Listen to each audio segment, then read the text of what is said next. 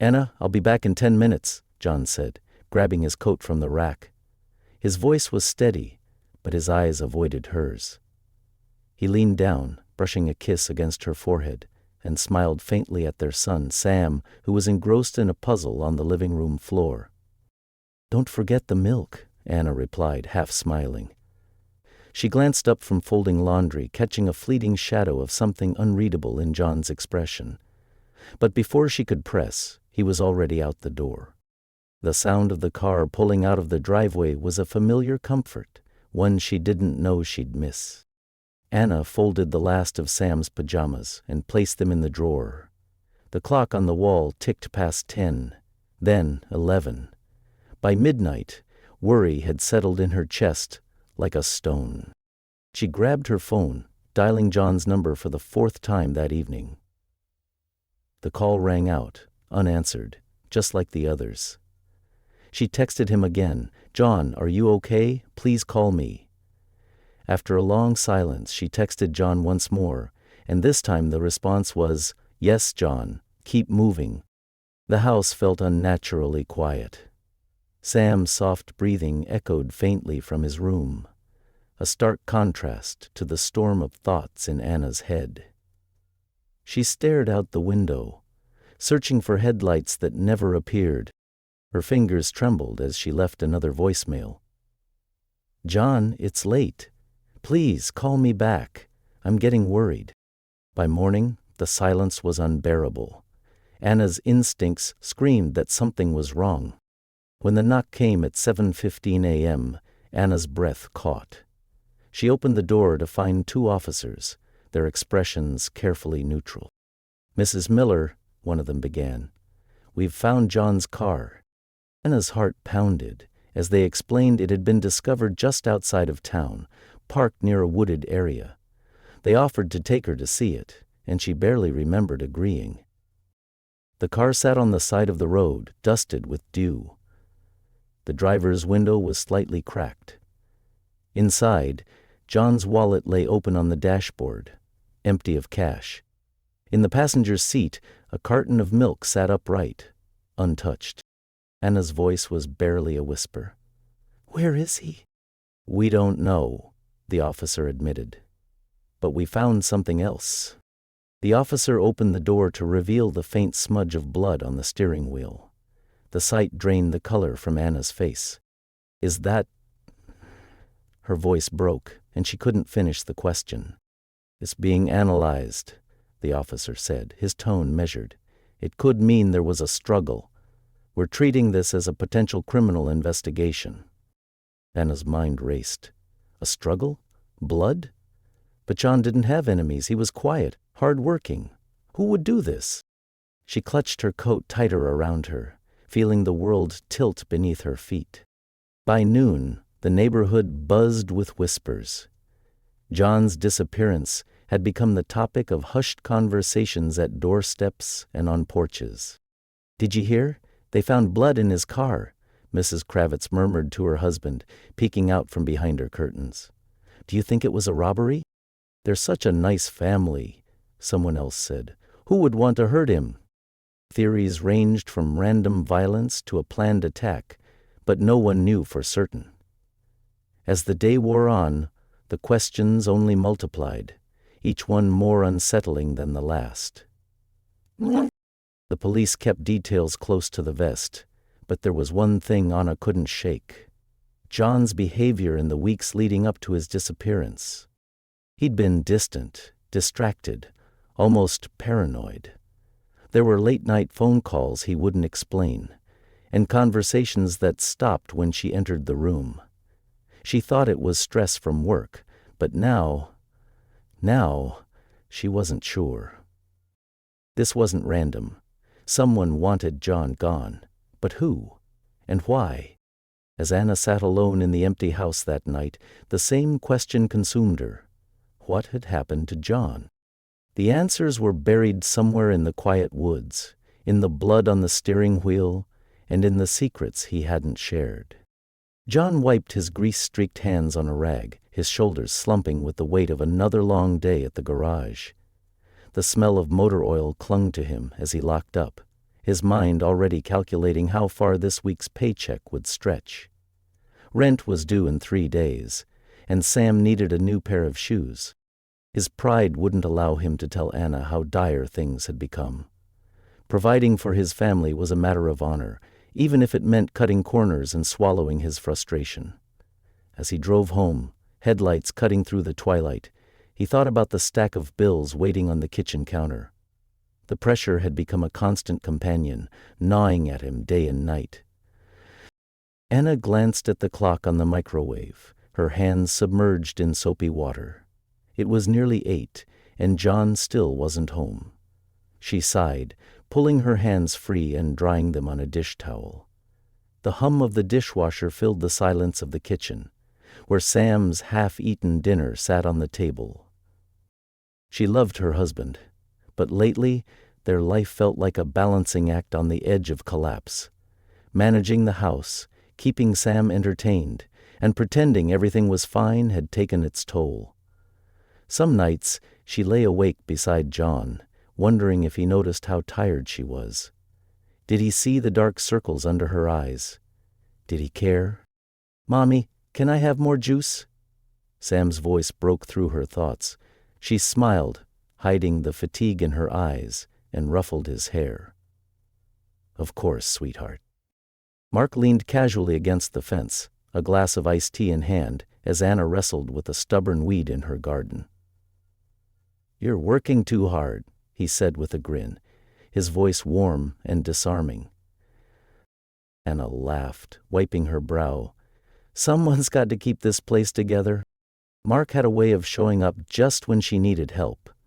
Whether it was fixing a leaky faucet or offering to babysit Sam so she could catch her breath, he always seemed willing. "You know," he said, leaning closer, "you could use a break now and then. Let me help out more." His charm was effortless, his intentions cloaked in kindness. Anna couldn't deny that his presence was a welcome distraction from the tension at home. What she didn't see was the flicker of something darker behind his easy smile. The atmosphere at the dinner table was thick with unspoken words. John stared at his plate, absently pushing his food around with his fork. Anna watched him, her patience wearing thin. "John, you've barely said 2 words all evening," she said, breaking the silence. "I'm tired, Anna," he replied curtly, not meeting her gaze. "That's all you ever are lately," she shot back, her voice tinged with frustration. "Tired, busy, somewhere else." John's hand tightened around his fork, but he said nothing. Across the table, Sam looked back and forth between his parents, the tension palpable. On a bitter lip, regret creeping in, but the words were already out. She felt like a stranger in her own marriage, and it was eating away at her. The preacher said, "Once the bottle was reached, how thou goest forth to collect water," adding, and Mark's knock on the back door came late one evening, just as Anna was settling onto the couch with a cup of tea. "I noticed your porch light's out," he said, holding up a replacement bulb. "Thought I'd save you the trouble." Anna smiled, grateful for the gesture. "You didn't have to do that." She accepted the gift, though she was filled with fear. Even the breath of the body of the little girl was quiet. "I wanted to," he replied, his tone gentle. "You've got enough on your plate." He lingered longer than usual that night, sitting at the kitchen table while she folded laundry. They talked about everything and nothing. Sam's antics at school, her favorite books, the stress of keeping the house running. Mark listened intently, his presence comforting in a way John's hadn't been in months. When he left, Anna felt a twinge of guilt, but quickly brushed it aside. After all, he was just being kind. Lately, John had been stepping outside to take calls, his voice low and clipped as he paced the driveway. When Anna asked who he was talking to, he waved her off. "Work stuff," he muttered, not meeting her eyes. His late nights at the garage were becoming more frequent, and his mood swings more unpredictable. One moment he was withdrawn, the next he was snapping at the smallest things. Anna watched him from the kitchen window one night, his silhouette illuminated by the glow of his phone screen. The man she married seemed to be slipping further away, and she didn't know how to pull him back. As the days stretched into weeks, Anna found herself looking forward to Mark's visits. He was attentive, understanding, and always seemed to know just what to say. When he complimented her cooking, or noticed the way she styled her hair, her cheeks flushed with a warmth she hadn't felt in years. She told herself it was harmless, a kind word here, a lingering glance there. But deep down, she knew she was treading dangerous ground. Loyalty to John warred with her growing connection to Mark, leaving her torn and confused. The house felt like a ticking time bomb, the tension between John and Anna growing thicker with each passing day. Mark's presence loomed like a shadow over their lives, his influence creeping into spaces where it didn't belong. One evening, as thunder rumbled in the distance, John slammed the front door behind him without a word. Anna stared after him, unease coiling in her chest. Something was coming. She could feel it. What she didn't know was how devastating it would be. John sat at the kitchen table, staring at the crumpled piece of paper in his hands. The words were hastily scrawled, their message clear despite the jagged handwriting. "I know what you did. Pay up, or everyone else will too." His fingers tightened around the note, his mind racing. Who could have sent it? How did they find out? Anna walked into the room, her footsteps light on the hardwood floor. "Everything okay?" she asked, noticing the tension in his shoulders. "Yeah, just bills," he muttered, shoving the letter into his pocket. "John, you've been distracted lately," she pressed, her voice soft but insistent. He forced a weak smile. "It's nothing. Just work stuff." But the unease gnawed at him, the note's chilling threat echoing in his mind. That night, John paced the living room, his thoughts clouded with fear and anger. The ticking clock on the wall seemed louder than usual, each second stretching longer than the last. Anna sat curled up on the couch, watching him. "John, you're going to wear a hole in the floor if you keep pacing." He stopped abruptly, turning to face her. You need to stay away from Mark," he said, his voice sharper than he intended. Her brow furrowed in confusion. "What? Why?" "Just trust me, Anna," he snapped. "He's not who you think he is." "Oh?" Her eyes narrowed. "What is this about? You're not making any sense." "I'm telling you to stay away from him," John repeated. But his refusal to elaborate only deepened her doubts. The next afternoon, Mark found Anna in the garden, watering the wilted hydrangeas. His timing was, as always, impeccable. "Rough morning?" he asked, leaning casually against the fence. "Wahoo," she said without opening her eyes. Anna sighed, brushing a strand of hair from her face. "You could say that." Mark's expression softened. "It's John, isn't it? He's been acting strange lately. Honestly, Anna, I worry about you." She hesitated, unsure whether to confide in him, but the concern in his eyes was disarming.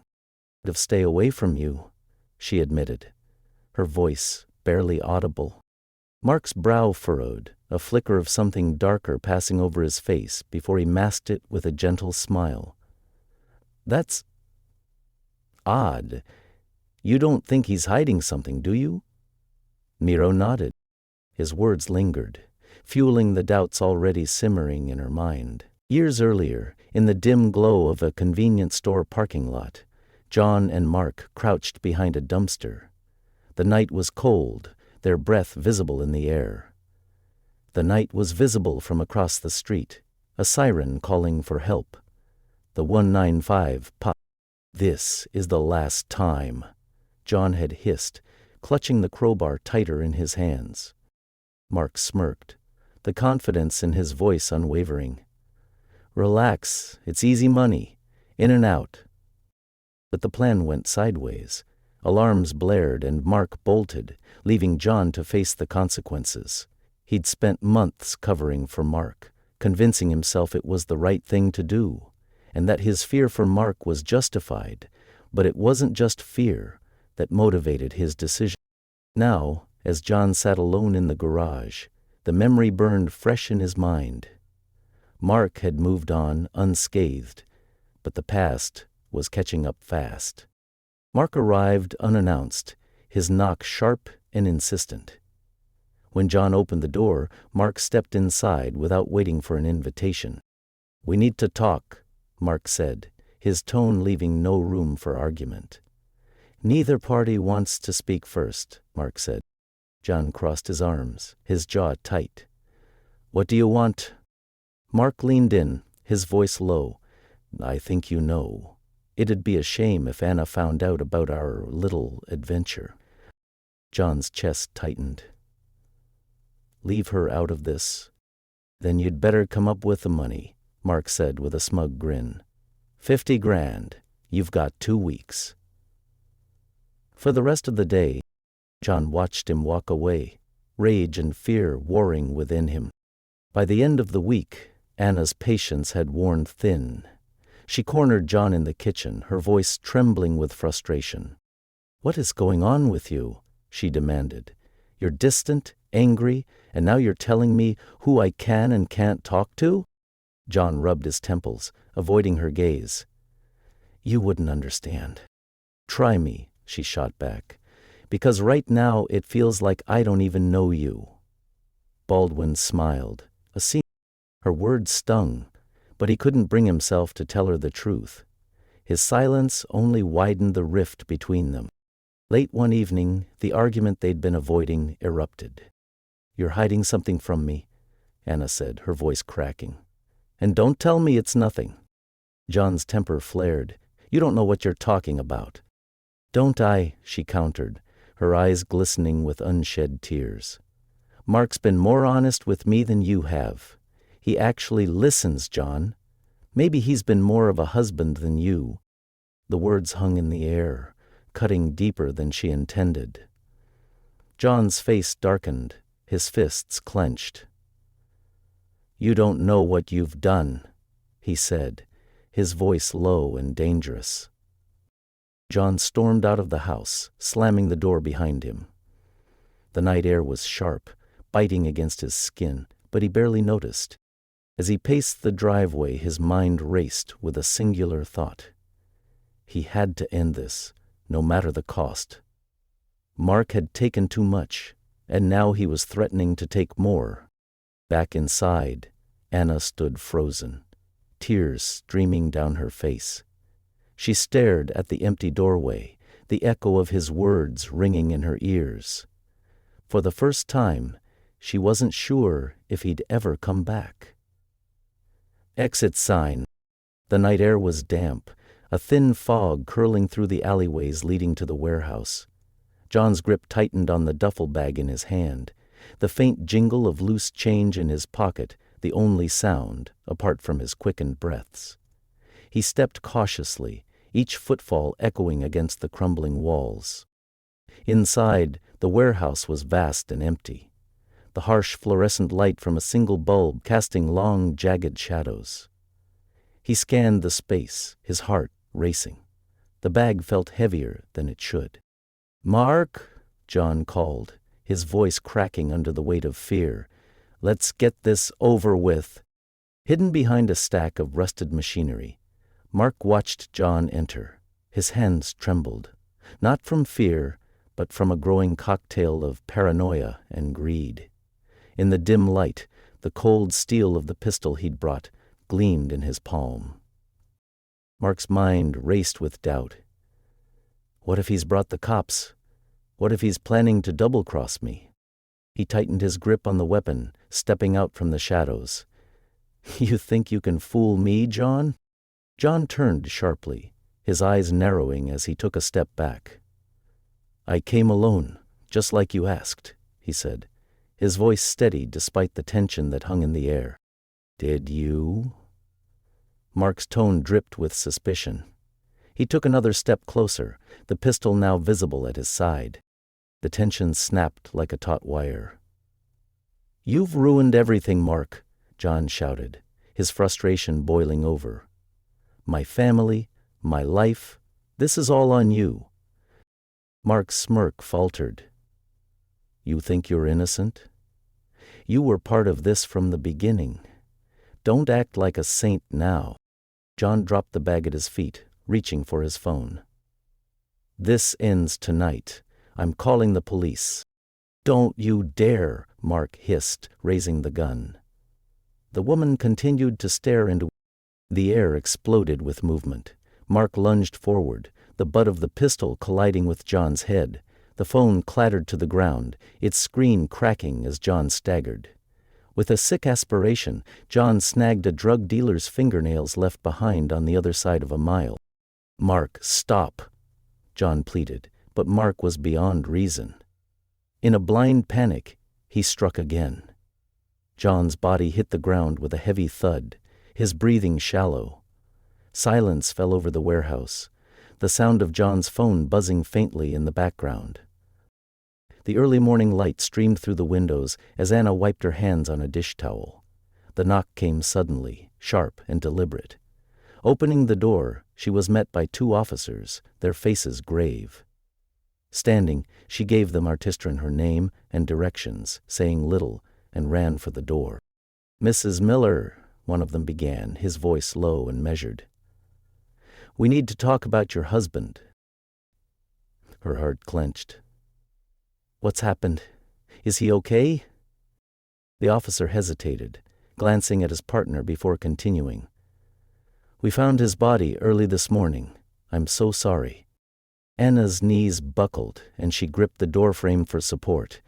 The words hit her like a wave, leaving her gasping for air. The police explained further, their tone now clinical, detached. We've recovered John's phone, one of them said, flipping through his notebook. There are messages, conversations between him and a man named Mark Ellis. Some of them are, well, they raise questions. Anna froze. Mark? He's our neighbor. What kind of questions? The officer's expression remained neutral, but his words were cutting. The messages suggest a level of familiarity, Mrs. Miller. Enough to make us wonder if you were aware of what John was involved in. Her voice shook. I don't understand. Mark wouldn't hurt anyone. He's been nothing but kind. But even as she said it, doubt began to creep in. When questioned, Mark played his role with practiced ease. Sitting in the sterile interrogation room, he shook his head solemnly. John was struggling, he said, his voice tinged with regret. He talked about feeling trapped, like he couldn't escape his past. The detective narrowed his eyes. You're saying he was unstable? Mark nodded. I tried to help him, but he started acting erratically. He even accused me of things that, well, just weren't true. The lies flowed effortlessly, each word calculated to frame John as a man unraveling under his own guilt. That evening, Anna sat alone in the living room, the weight of the day pressing down on her. The house was eerily quiet, Sam asleep upstairs, blissfully unaware of the storm tearing their lives apart. He stared at the photograph on the mantel. Her, John, and Sam on a sunny beach years ago. Tears blurred her vision as the memory of happier times clashed with the harsh reality of the present. Finally, she reached out and handed the photograph with Catherine to her. Her father looked at it, trailing his finger across the picture. She whispered into the empty room, her voice trembling. What really happened, John? What did you keep from me? The silence offered no answers, only the lingering ache of grief, doubt, and the haunting uncertainty of what lay ahead. The knock on the door startled Anna. She hesitated before opening it, her heart still heavy from the news of John's death. 2 officers stood there, their expressions unreadable. "Mrs. Miller," one said firmly, "we're placing you under arrest for your involvement in the murder of John Miller." Anna's breath caught. "What? No, there's been a mistake," she stammered, her voice trembling. I would never." The officer's tone remained cold. "You have the right to remain silent. Anything you say can and will be used against you." As the cuffs closed around her wrists, disbelief gave way to desperation. She looked at her son standing in the hallway, his wide eyes brimming with tears. "Sam, stay with Mrs. Carter next door. I'll be back," she choked out, though she wasn't sure she believed her own words. At the station, investigators laid out the evidence. Text messages exchanged between Anna and Mark, payments from her account to his, and a fabricated timeline that tied her to the night of John's death. Each detail felt like a dagger. "Seek's texts suggest you and Mark Ellis had a close relationship," the detective said, sliding a printout across the table. "Did you conspire with him?" No, Panna's voice broke. He was just a friend. He was helping me through a rough time." The detective leaned forward, his gaze sharp. "Helping you? Or helping himself?" Anna's hands shook as she scanned the messages, her mind racing. Mark had twisted every kind word, every moment of vulnerability, into damning evidence. The realization hit her like a blow. He had planned this. Days turned into weeks as the investigation deepened. Mark, playing the role of the grieving neighbor, spun his story flawlessly. He told police that John's jealousy and paranoia had spiraled out of control, and that Anna had confided in him about her fear of John's instability. Anna was scared, Mark told detectives. She didn't know what to do. I tried to help her, but maybe she thought there was no other way. Stop pretending. The betrayal was complete. Every lie Mark told further tightened the noose around Anna, leaving her isolated and defenseless. Then, a breakthrough. An unexpected witness came forward. Mark's former accomplice from a long-forgotten heist. The man, haggard and reluctant, recounted how Mark had masterminded the robbery years ago and left John to take the fall. "Mark's been doing this for years," the witness admitted. "Using people, setting them up, and walking away clean." His testimony unraveled the carefully constructed narrative. Investigators began to piece together the truth, uncovering the threads of Mark's manipulations and his role in John's death. When the police arrived at Mark's home, he greeted them with feigned confusion. "Is this about Anna? I told you everything I know." He started to run a few sentences, but Mark recognized the fear in his grandfather's eye. But the detective's words cut through his facade. "Mark Ellis, you're under arrest for the murder of John Miller and for conspiring to frame Anna Miller. You're beholden to the public, including the girls, to whose care you are making yourself missing." Mark's composure cracked as they led him away in cuffs. His lies had finally caught up to him, but the damage he left behind was irreversible. Although Anna was cleared of all charges, the scars remained. Neighbors avoided her, their whispers filled with suspicion. The news stories had painted her as guilty before the truth emerged, and the stain on her reputation was permanent. Walking through the grocery store felt like running a gauntlet of stares and judgment. "That's her," she overheard someone whisper. She gripped the handle of her cart tighter, her head held high, though her chest ached with shame. At home, Sam clung to his mother, his small arms wrapped tightly around her waist. He no longer asked when his father was coming back.